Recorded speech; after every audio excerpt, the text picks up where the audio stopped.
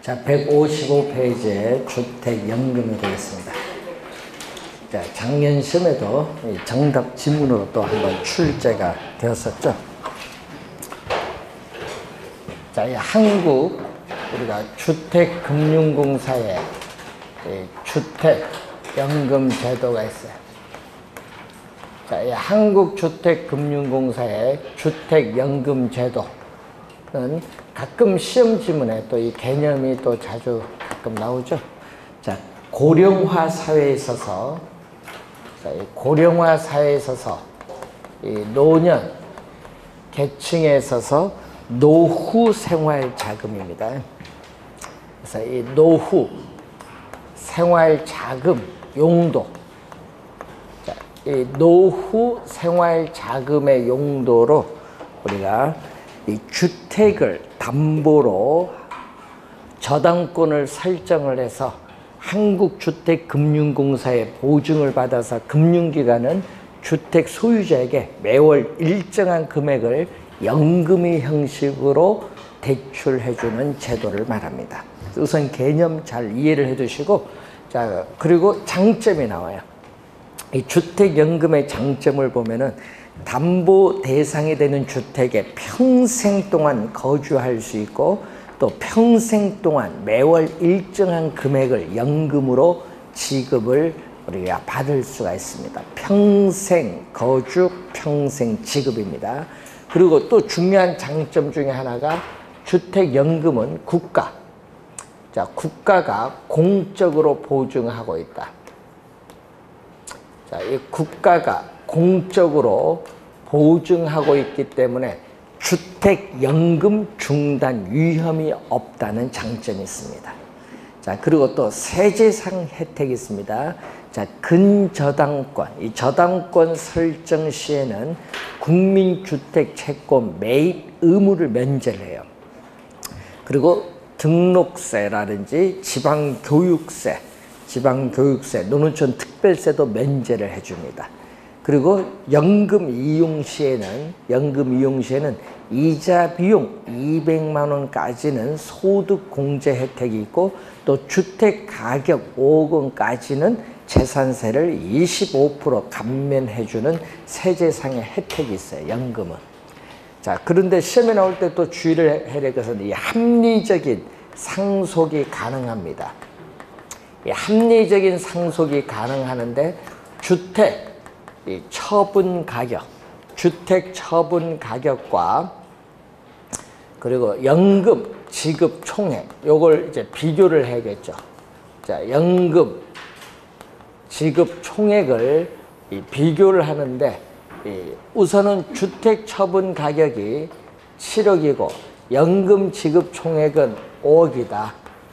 자, 이럴 경우에는 얼마 남죠? 우리는 2억이 남아요. 그럼 남는 부분은 이 채무자인 상속인에게 지급을 합니다. 자, 그런데 주택 처분 가격은 4억이고 연금 지급 총액이 5억이다.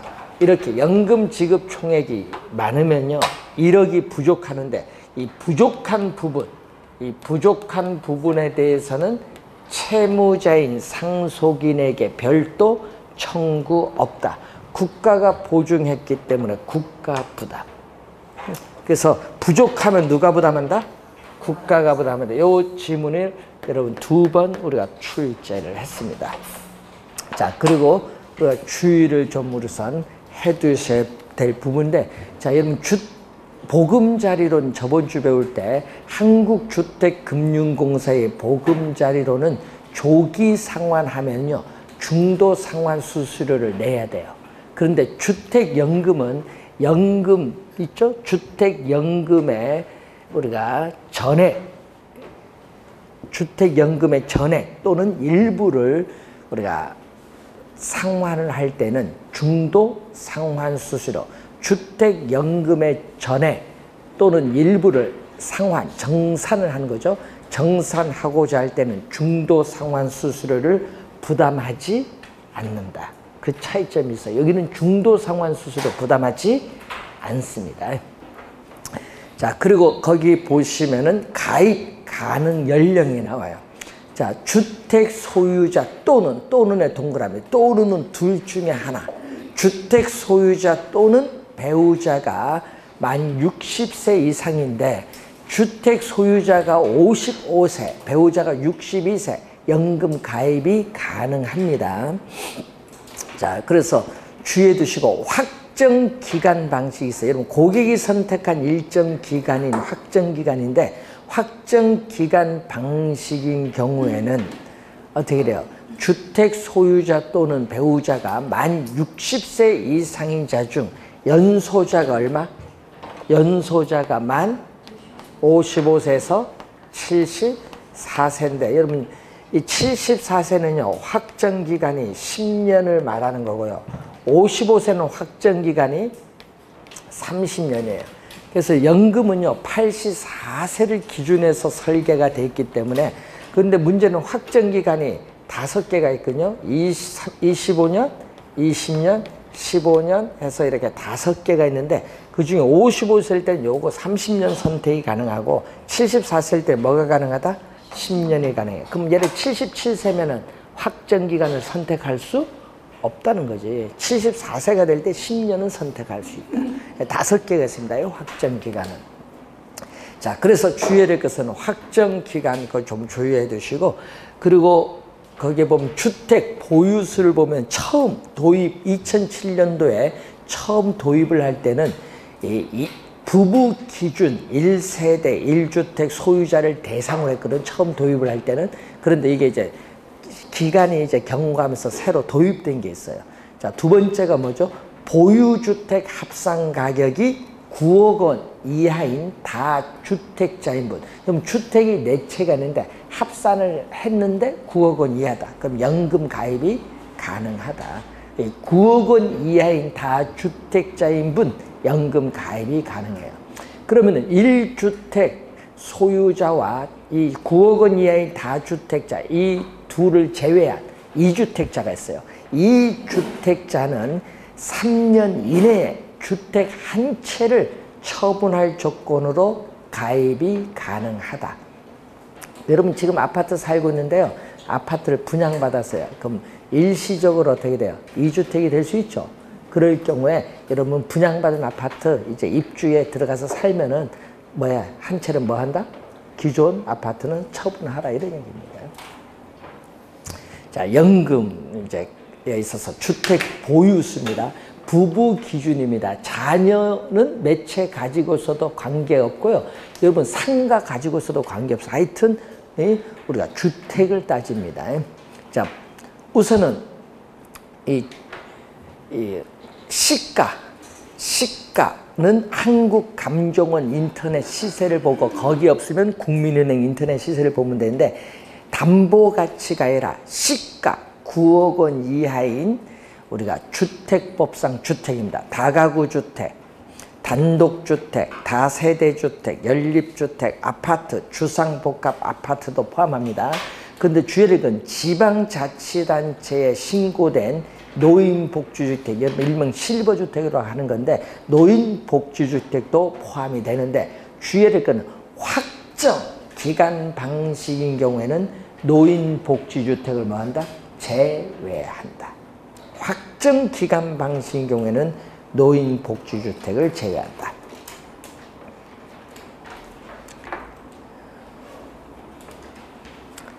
자, 우선은 거기에 보면은 우리가 주택과 상가가 같이 있는 건물이 있죠, 보통. 1층은 상가고 2, 3층은 주택, 이런 게 있잖아요. 이 주택과 상가가 같이 있는 건물에 있어서 전체 면적 중, 전체 면적 중 주택이 차지하는 면적이 2분의 1, 50%, 2분의 1 이상인 경우에는 연금 가입이 가능하다. 그래서 주택과 상가가 같이 있는 이 복합 용도의 주택 중 전체 면적 중 주택이 차지하는 면적이 2분의 1 이상인 경우는 연금이 가입이 가능합니다. 자, 제외되는 주택은 준주택, 주택법상의 준주택인 오피스텔 제외됩니다. 오피스텔은 포함 안 돼요. 그리고 상가, 상가주택, 판매 및 영업시설, 전답 등은 제외합니다. 전답은요, 농지연금이 있습니다. 전답은 농지연금으로 갑니다. 자, 그리고 권리 침해가 있는 주택, 가압류, 가처분, 가등기가 있는 주택, 압류주택, 그리고 경매 신청주택 이런 것은 제외합니다. 그리고 우리 전세금 이렇게 보증금이 있는 임대차 계약이 있는 주택도 제외해요. 근데 종신 혼합 방식을 선택을 할 때는 임대차 계약을 해지한다. 전세금 돌려준다든지 보증금 돌려주면은 연금 가입이 가능하다는 것을 염두에 두시면 되겠습니다. 자, 그리고 연금 우리 보는데 보증 기한은 언제까지? 여러분 상식적으로 보증은 언제까지? 보증 기한은 소유자와 배우자가 사망 시까지. 그러니까 언제죠? 종신이에요. 소유자와 배우자, 이용자 사망 시까지인데 중요한 건 요거거든요. 여러분 연금을 매월 200만 원 받고 있는데 소유자가 사망하여도 배우자에게 또 매월 동일한 금액 200만 원 지급해요. 뭐 깎는 게 없어요. 예? 그래서 상당히 좋아요. 그래서 우리나라 연금 중에서 국민연금 뭐 여러분도 많고 국민연금도 있고 민간 여러분 연금 가입한 것도 있는데 하여튼 우리나라 연금 중에서 가장 좋습니다. 예? 주택연금. 그래서 가끔 그런 얘기를 해요. 예? 우리 가끔 우스갯소리 얘기해. 똘똘한 주택 한 채 있으면 괜찮다. 자, 여러분 이번 하반기에 주택 가격이 많이 올랐거든요. 서울특별시. 그래서 9억 원 이하인데 요거 9억 원 이하도 이상도 9억 원 초과는 주택도 연금 신청할 수 있도록 법 개정 중에 있어요. 근데 뭐까지만 12억도 가입을 가능할 수 있도록 개정 중에 있는데 12억 하더라도 뭐를 기준 계산? 9억으로 계산해버립니다. 예. 그래서 20억짜리 주택이 있다. 예? 아, 나는 이거 살기도 빡빡하다. 그러면 가입하면 돼요. 그럼 얼마 나오겠어? 350 정도 나오겠죠? 매월. 그게 더 낫지. 그래서 재산세도 감면받고, 예? 5억 원까지는 25% 감면해주니까 감면도 좀 받고 이용을 하다가 돌아가시면은 이제 처분해서 하여튼 상속이 되는 거니까. 그래서 이제 좀 연금은 좀 좋아요. 그래서 여러분도 나중에 60세 이상이니까, 예? 처음 도입할 때는 65세였거든요. 그래서 지금 60세까지 내려왔습니다. 그래서 이 보증기한이 종신이라는 건 상당히 중요한 겁니다. 자, 연금 지급 방식이 처음 도입을 할 때는 요것밖에 없었거든요. 뭐밖에? 종신 방식밖에 없어요. 종신은 뭐죠? 이 월 지급금, 매월 받는 월 지급금을 종신, 평생 동안 지급받는 방식인데 여기에는 두 가지가 있습니다. 종신 지급 방식 그리고 종신 혼합 방식 두 가지가 있습니다. 종신 지급 방식과 종신 혼합 방식이 있는데 종신 지급 방식은 인출 한도가 있어요. 인출 한도 설정 없이 월 지급금을 종신토록 지급받는 방식이고 여기는 인출 한도 설정 후 인출 한도를 뺀 나머지 부분입니다. 나머지 부분을 월 지급금으로 종신토록 지급받는 방식이죠. 그래서 인출 한도 설정 없으면 지급이고 설정을 하면은 혼합이라는 걸 염두에 두시고 이때 인출 한도는 대출 한도의 몇 프로다? 50%다. 대출 한도의 50%인데 대출 한도는 얼마? 5억 원을 말합니다. 대출 한도는 최대 5억 원. 5억 원 이하입니다. 그럼 5억 원에 50%하면 2억 5천만 원 이내란 얘기죠. 자, 종신 방식이 있고 그 다음에 도입된 게 뭐가 도입됐어요? 확정 기간 방식이 도입됐죠. 자, 확정 기간은 아까 몇 개? 5개가 있거든요. 고객이 선택한 일정 기간 월 지급금을 우리는 지급받는 방식인데 여기서 확정기간 혼합 방식인 게 있죠. 확정기간 혼합이 들어가면 또 인출 한도 설정하죠. 그래서 혼합 방식은 인출 한도를 설정하는데 이 수시 인출 한도 설정 후 나머지 부분을 고객이 선택한 일정 기간 월 지급금으로 지급받는 방식인데, 여기서 인출 한도는 얼마? 대출 한도의 45% 이내죠. 여기는 50%고 여기는 45%니까 몇 프로 차 있죠? 5% 차 있는데, 이게 뭐냐? 이게 의무 설정액입니다. 자, 확정 기간 방식은 대출 한도의 5%에 해당하는 금액은 의무적으로 설정하여야 한다. 왜냐 하면요, 확정 기간 끝나도 우린 담보주택 관리비가 있거든요.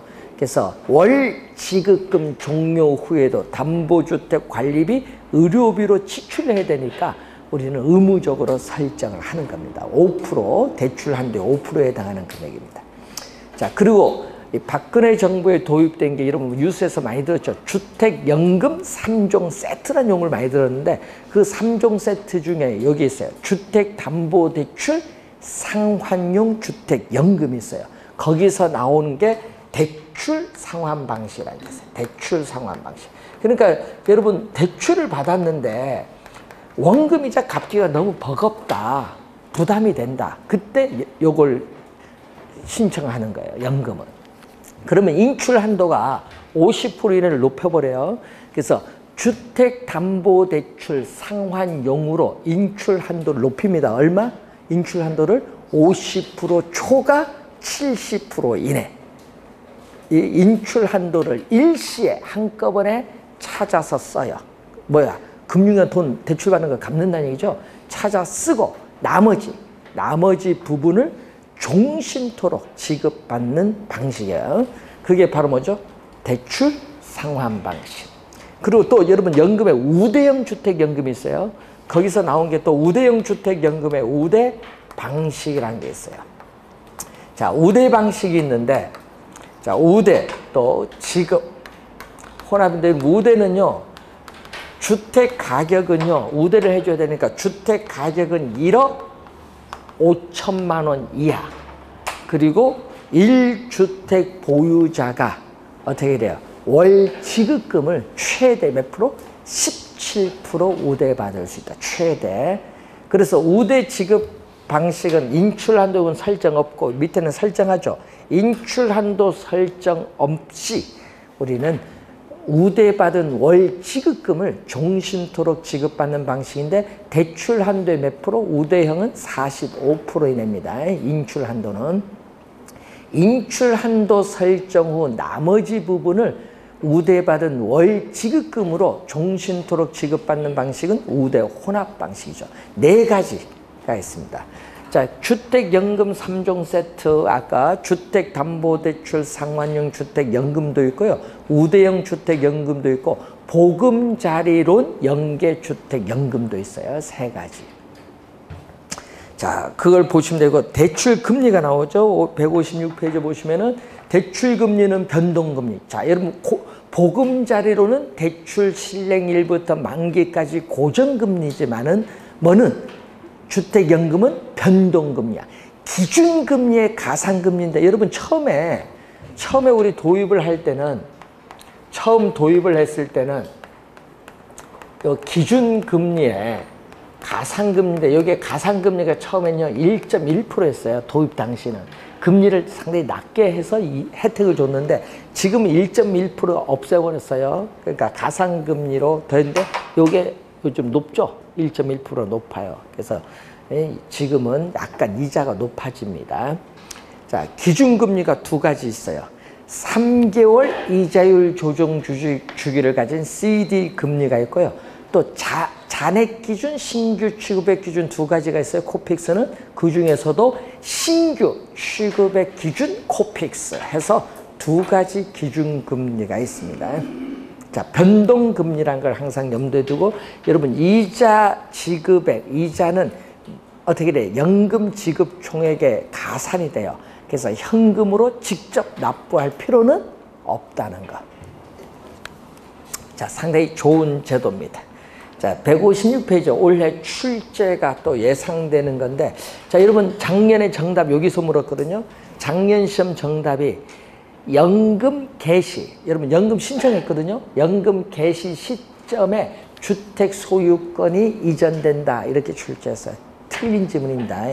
여러분 우리 근저당권을 설정해서 한국주택금융공사의 보증서를 받아서 금융기관부터 이런 연금을 받는 거거든요. 그러니까 근저당권만 설정했어요. 그래서 여러분 등기부 등본을 보면요, 여러분 바로 거기에 뭐가 나오냐, 연금 딱 거기 찍혀 나와요. 등기부 등본 한번 보면은, 연금 신청하신 분 보면은. 예? 그런데 문제는 뭐는 소유권은 이전이 안 돼요. 언제 이전돼요? 소유권은. 예? 돌아가셔야지. 어디 갔어요? 종신이잖아요. 예? 예? 어떻게 돼요? 이용자 사망 후에 주택 처분 가격으로 대출받은 금액 있죠? 대출금, 연금 지급 총액. 예? 예? 그 대출금을 전액 상환을 해요. 일시에. 상환하죠. 그러면 그때 소유권이 이전되는 거예요. 처분할 때. 그러니까 그 지문이 작년 정답 지문. 자, 리츠로 갑니다. 자, 올해 출제가 예상되는 부분. 자, 리츠는 번역을 하면은 부동산 투자 신탁이라고도 하는데, 또 부동산 투자 회사에 관한 법률, 부동산 투자 회사에 관한 법률에서는 또 뭐라고 하죠? 부동산 투자 회사라고 해요. 부동산 투자 회사라고 하는데, 그래서 주식 회사입니다. 자, 주식 회사로서 우리가 1년 7월 1일부터 시행했는데, 이 소액 투자자들의 자금을 모아서 대규모 자금을 만들죠. 그래서 우리는 자산 운용 전문 인력이 부동산 관련 증권에 투자함으로써 발생한 수익을 투자자에게 투자한 지분에 따라 배당의 형식으로 되돌려주는 제도예요. 그래서 본인이 직접 부동산에 투자해서 수익을 발생시키는 직접 투자가 아니라 전문가가 투자하니까 간접 투자고, 니츠 자체가 하나의 상품이다.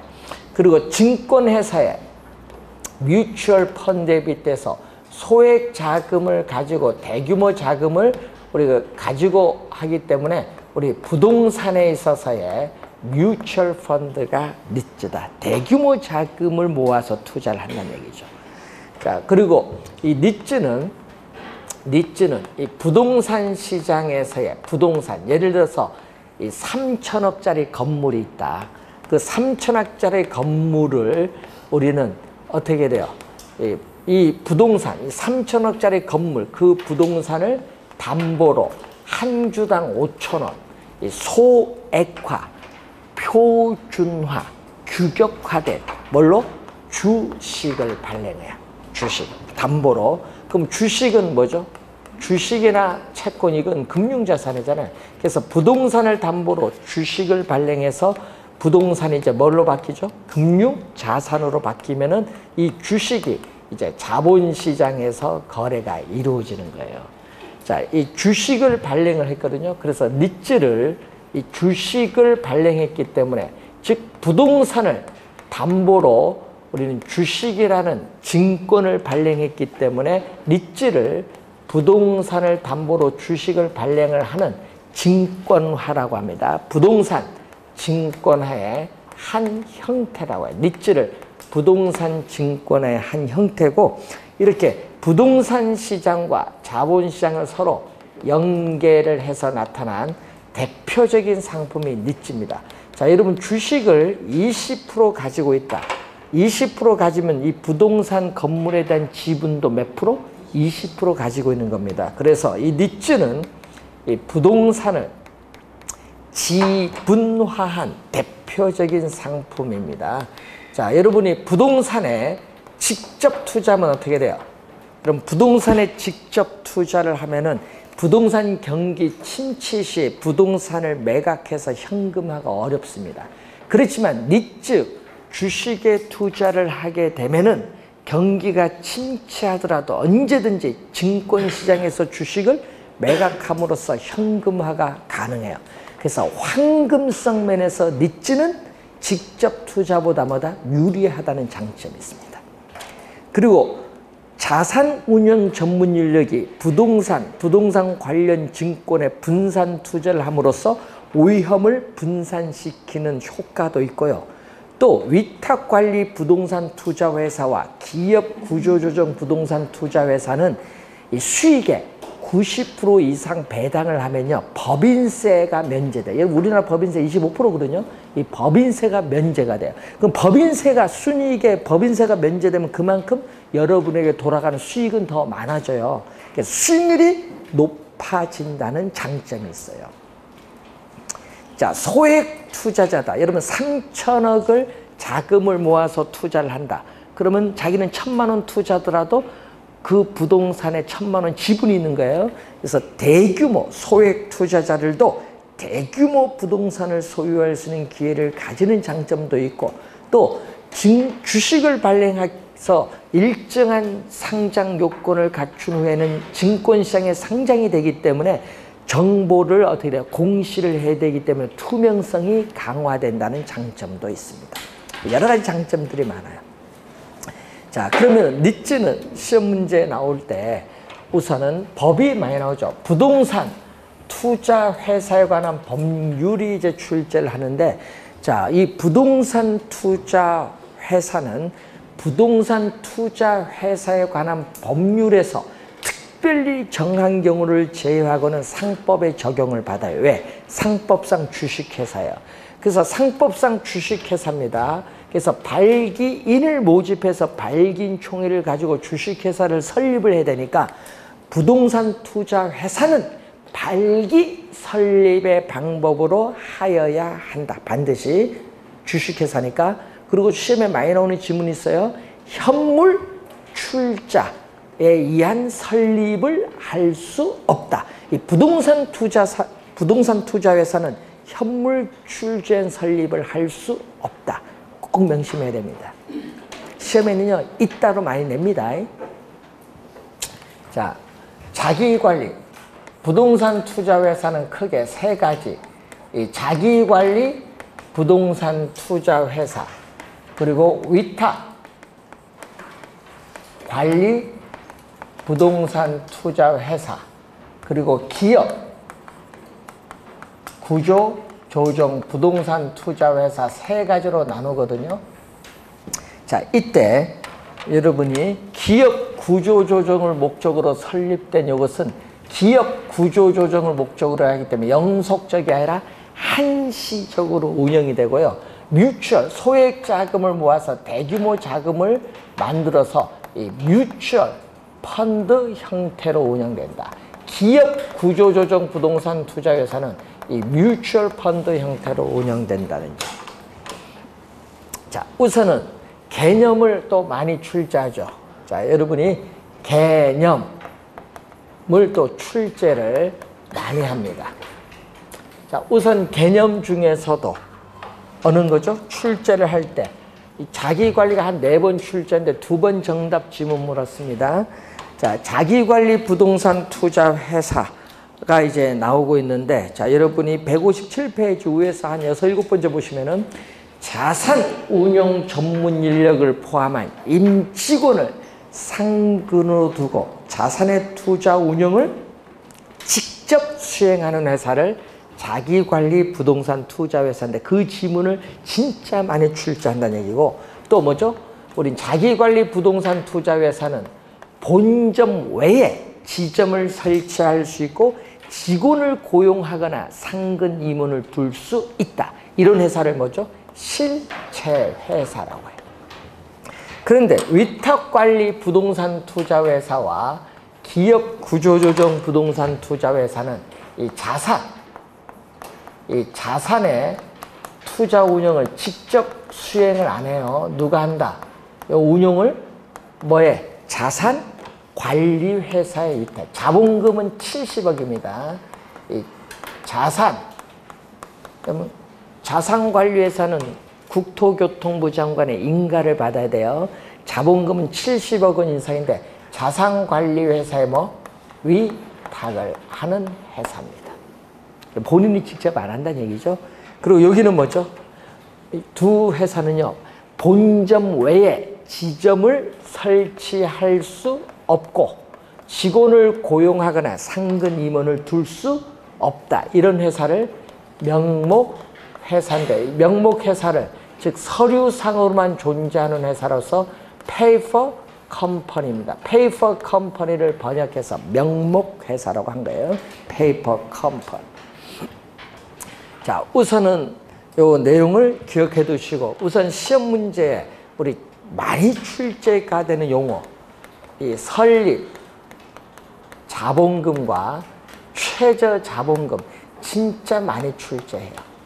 정답으로 많이 묻는다는 얘기인데 그만큼 우리가 요 두 개는 진짜 시험에 많이 출제한다. 요 두 개는. 예. 그리고 또 여기는 뭐 명목회사 좀 주의해두고 요거 주의해두고 자 설립자본금 제6조입니다. 자 자기관리 부동산 투자회사의 설립자본금은 5억 원 이상으로 한다. 5억 원 시험에 진짜 많이 출제하는 겁니다. 요거. 그리고 뭐는 위탁관리 부동산 투자회사와 기업 구조조정 부동산 투자회사의 설립자본금 얼마? 여기는 3억 원 이상으로 한다. 그리고 최저 자본금이 가죠. 최저. 자, 여러분 영업인가를 받거나 등록을 한 날부터 6개월까지를 최저 자본금 준비 기간이라고 합니다. 그래서 영업인가를 받거나 등록을 한 날부터 6개월이 지난 자기관리 부동산 투자회사의 자본금은 70억 원 이상이 되어야 한다. 그럼 70억 원이 최저 자본금이 돼. 또 주의해야 되겠죠. 또 위탁관리 부동산 투자회사와 기업 구조조정 부동산 투자회사의 자본금은 각각 얼마? 50억 원 이상이 되어야 한다. 그럼 이 50억 원이 최저 자본금. 그래서 액수가 다르죠. 그래서 자기 관리를 좀 주의를 또 우선 많이 해야 됩니다. 자, 14조에 8을 보면 주식 우리가 공모가 나오죠. 자, 주식 공모가 나와요.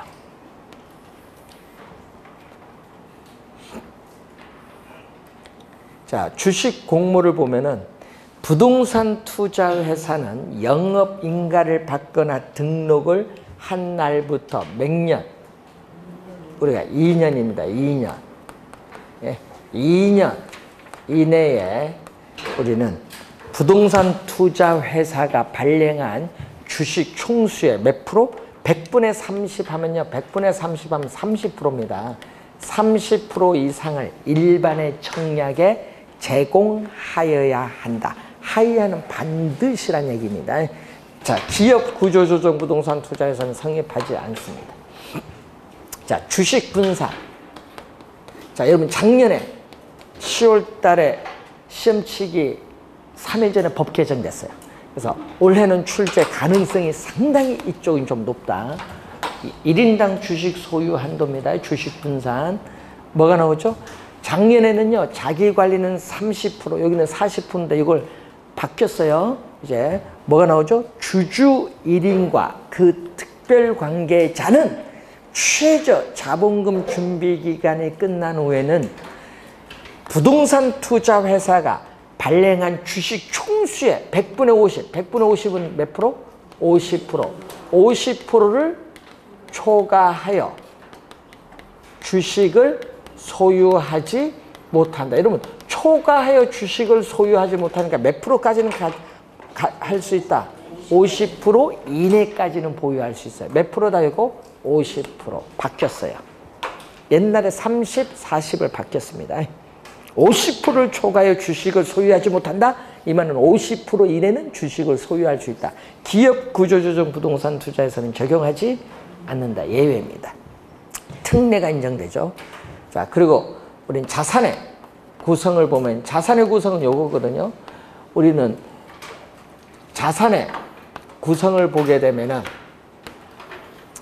매 분기 말, 우리 4분기가 있잖아요. 매 분기 말 현재 총자산의 80% 이상, 총자산의 80% 이상을 부동산 관련 증권 및 현금으로 구성하여야 한다. 이 경우 총자산의 70% 이상은 부동산이어야 한다는데 여기는 뭐가? 기업 구조조정을 목적으로 하기 때문에 기업 구조조정 부동산이 총 자산의 몇 프로? 여기는 70% 이상이 되겠죠. 자, 현물 출자가 나오죠. 자, 영업인가를 받거나 등록을 하고, 영업인가를 받거나 등록을 하고, 최저 자본금 이상을 갖추기 전에는 현물 출자를 받는 방식으로 신주를 발행할 수 없다. 네? 다 적용되죠. 자, 자금 차입도 하죠. 여러분, 자기 자본의 2배를 초과하여 자금을 차입하여서는 안 된다. 몇 배? 몇 배? 자기 자본의 몇 배? 2배 이내를 원칙. 자기 자본의 2배 이내. 2배를 이내라는 거, 이 2배는 포함이 되죠. 그래서 여러분, 자기 자본의 2배를 초과하여 어떻게 자금을 차입을 하여서는 안 된다는 걸 염두에 두시면 되겠습니다. 자, 158페이지인데 여러분, 올해 법 조문 여기서 좀 중요하거든요. 이쪽에서 출제 올해 예상이 됩니다. 니츠 한 문제 예상이 되고, 또 올해 출제 또 예상되는 용어, 프로젝트 파이낸싱, 올해 또 출제가 예상되는 용어.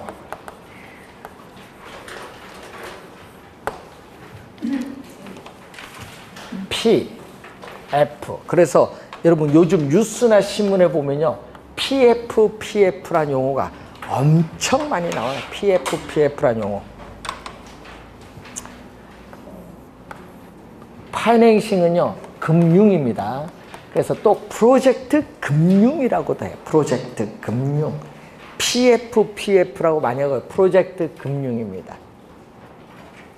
자, 여러분이 이 시험 문제 나올 때 주의해야 될 것은, 프로젝트 금융은요, 부동산을 금융기관에 담보로 제공을 하고, 저당권을 설정해서 대출을 받는 방식이 아니라는 것. 그래서 부동산을 담보로 하여 금융기관으로부터 대출을 받는 방식이 아니라는 걸 우선 요거는 꼭 기억하고 다니셔야 돼요. 부동산 담보 대출 방식이 아니다. 자, 그러면은 사업주는, 자, 여러분, 사업주는 이미 금융기관의 대출을 받아서 사업을 하고 있는 중이에요. 근데 사업주는 사업을 하는데, 우리가 뭐를 하나 좀 개발 사업을 하려는데 금융기관에서 위험이 높다고 융자를 안 해줘요. 안 해주니까 돈을 하고 싶은데 안 해주니까 좀 자금을 줘달랄 방법을 찾는 거죠. 그래서 사업주는 뭐죠? 출자를 해서 뭐를, 우리는 사업주와는 관계없어요. 사업주와는 아무런 관계없다. 전략, 독립적이다. 회계적, 법률적으로 독립적인 회사를 하나 만들어요. 특수법인인 프로젝트를 위한 시행회사를 하나 만들어요. 뭐를 위한? 뭐를 위한? 특수법인, 특수목적회사를 하나 만들죠. 뭐를? 개발사업을 위해서. 어떤 개발사업? 특정 프로젝트 개발사업. 여러분, 딱 정해졌어요. 특정. 정해진 겁니다. 뭐 유전개발 사업이 딱 이렇게 정해져요. 미국에서는 유전개발 사업을 위해서 도입된 제도거든요. 그래서 아파트 개발 사업, 고속 전철 개발 사업, 항만 개발 사업, 뭐 이런 개발 사업입니다. 특정 프로젝트 개발 사업을 하기 위해서 이 회사를 독립적으로 설립을 해요. 근데 문제는 이 개발 사업은요, 돈이 너무 많이 들어가. 대규모 자금이 소요된다. 자, 여러분, 대규모 자금이 소요된다는 거예요. 대규모. 또 공사기간도 오래 걸려요.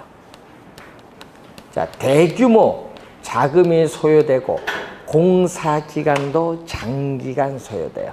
자, 그래서 이러한 우리 단일 사업이겠죠. 아까처럼 유전 개발 사업, 여러분 여러 사업이 한꺼번에 하는 게 아니라 단일 사업이에요. 특정 프로젝트 개발 사업은. 그래서 이 개발 사업에 뭐를 미래의 수익성, 미래의 현금 흐름이죠. 미래의 수익성, 이 미래의 현금 흐름을 담보로 하는 거예요. 미래의 수익성, 미래의 사업성, 미래의 현금 흐름, 이것을 담보로 한다는 거. 이걸 담보. 그러니까 부동산을 담보로 하는 것이 아니라 개발 사업으로부터 발생하는 미래의 현금 흐름, 이 수익성을 담보로 하는 거예요. 담보. 담보로 누구? 여러분, 사업주의 대차 대조표상의 부채로서 발행하는 것이 아니라 누구? 특수법인인 프로젝트 시행회사의 대차 대조표상 부채로서 뭐를? 회사의 채권을 발행해요. 회사채를 발행합니다. 회사채를 발행해서 이 개발 사업에 필요한 자금을 조달하는데, 문제는 이 회사채를 뭐 인수를 금융기관이 아무렇게 하는 게 아니죠. 이 수익이 있어야 인수하니까. 그래서 이 프로젝트 시행회사는 수익이 있다는 근거를 제시를 해줘야 돼요. 각종 자료를 금융기관에 대출을 받기 위해서 제출을 해요. 그러다 보니까 정보의 비대칭성이 점점마다 줄어든다. 정보의 비대칭성이 점점 줄어들고요. 그러면 수익성이 있으면 이 회사채를 인수를 할 텐데, 한 은행, A라는 은행이 인수하면요, 상당히 위험이 높아요. 금융기관도 위험을 분산시키기 위해서 여러 은행이 공동으로 회사채를 인수를 해요. 그래서 은행이 대주단을 결성하면서 회사채를 공동으로 인수하는데, 공동으로 인수하는 것을 전문용어로 신디케이션 론, 론은 대출입니다. 그러니까 신디케이션 형태로 대출을 해줘요. 그래서 이 프로젝트 시행회사의 개발 사업에 필요한 자금을 우리는 대출을 해준다. 누구 입장에서? 대출자인 저당 투자자 입장에서 대출을 해주면은 이자를 받는데 주의해야 될 거는 또 이 이자가 PF, 프로젝트 파이낸싱이 차입한 이 금리가 기업의 대출 금리가 4%면 요거는 한 12, 3%로 상당히 높아요. 3배 이상 높아요, 이게. 그런데 문제는, 그래서 시행회사는 높은 금융 비용을 수반한다는 문제점이 있지만, 금융기관은 금리가 높으니까 이 개발 사업을 성공하면 높은 수익을 획득할 수도 있어요, 금융기관은. 근데 이 개발 사업이 망할 수도 있잖아요. 망하면은 금융기관은 돈 날아가는 거지. 인수를 했으니까 회사채 휴지 조각 되잖아요. 그러면 어떻게 돼요? 금융기관은 막대한 부실 채권이 발생하면서 금융기관의 부실로 이어질 수 있고, 어떻게 돼? 더 심하면 금융기관이 파산할 수도 있어. 우리나라 저축은행 사태 보면 알겠죠? 파산할 수도 있어요. 자, 그래서 이게 상당히 분석을 잘 해야 된다는 얘기입니다. 자, 그러면은 이 특정 프로젝트 개발 사업으로부터 발생하는 미래의 현금 수입과 현금 지출, 이 미래의 현금 흐름, 이 수익성이 회사채를 발행한 것에 대한 금융기관에 상환을 해야 될 재원으로 삼는데, 이 개발 사업이 망하면요, 금융기관은 프로젝트 시행회사가 보유하고 있는 자산이나 미래의 현금 흐름에 대해서만 원리금 상환을 청구할 수 있어요. 그런데 문제는 사업주에는 원리금 상환을 청구할 수 없어요. 왜냐? 사업주는 개인적인 채무가 없는 뭐를 원칙으로 한다?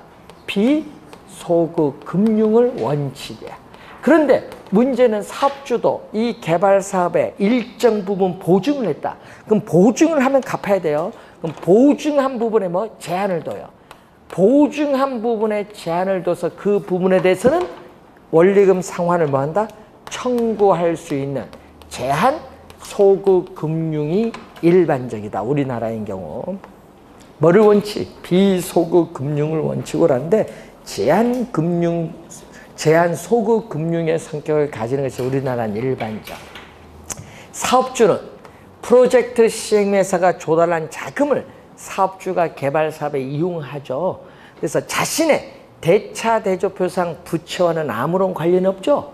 재무 상태는 아무런 관련이 없어요. 신용도, 사업주 신용도하고도 아무런 관련이 또 없어요. 왜? 자기가 빌린 게 아니니까. 그러다 보니까 자신의 장부 외에 자신의 장부 외에 금융, 자금을 융통하는 효과가 있어요. 그렇기 때문에 이전보다 더 많은 돈을 어떻게 돼요? 융자를 받는 거죠. 그래서 채무 또는 부채를 수용할 수 있는 능력이 더 높아진다, 제고된다는 장점. 이것은 사업주가 가지는 장점. 그럼 금융기관은 자기들만 위험을 분산하면 안 되잖아요. 그래서 금융기관은 위험을 더 분산시키기 위해서 여러 이해관계자들에게 다양한 형태의 보증을 요구합니다. 원료 공급업자, 구매자, 시공사인 건설회사, 국책사업일 경우에는 정부 등의 보증을 요구합니다. 자, 보증을 요구하고 또 금융기관의 위험을 줄이기 위해서는 또 시공사나 시행회사로 하여금 추가 출자를 더 하라 요구할 수도 있고, 또 이 시공사인 건설회사에 있어서 뭐를 우리는 신용 보강을 더 하라 뭐 이렇게 할 수도 있고, 그래서 여러 가지 면에서 금융기관의 위험을 좀 줄이려고 합니다. 자, 돈은 누가 관리해요? 시행회사나 사업주가 대출받은 돈을 관리하는 것이 아닙니다. 돈은 누가 관리하냐 하면요, 부동산 신탁회사가 관리해요.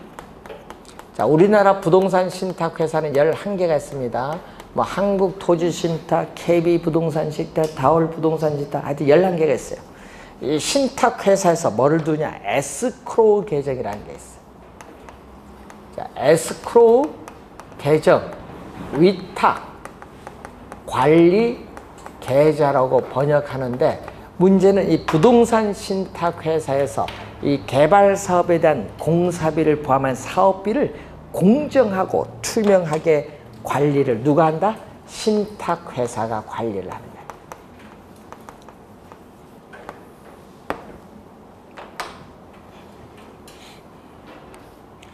그런데 또 문제점이 있죠.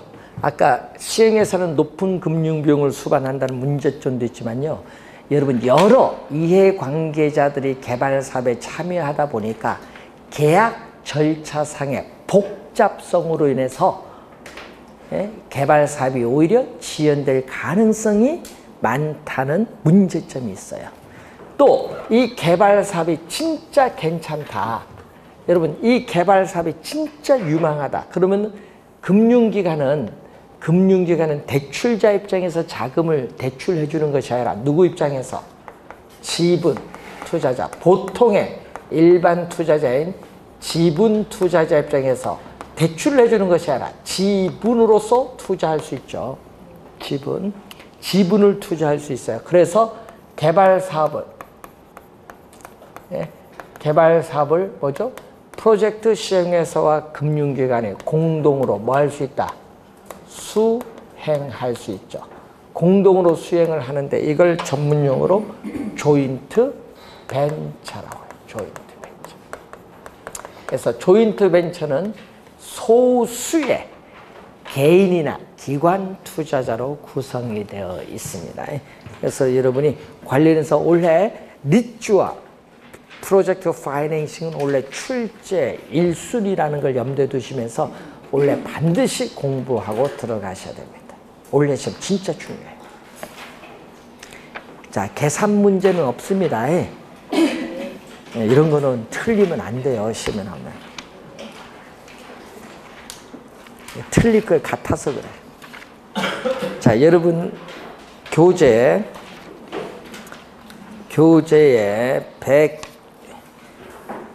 163페이지에 24번 163페이지에 24번에 해설의 맨 끝에 크다가 아니라 작다.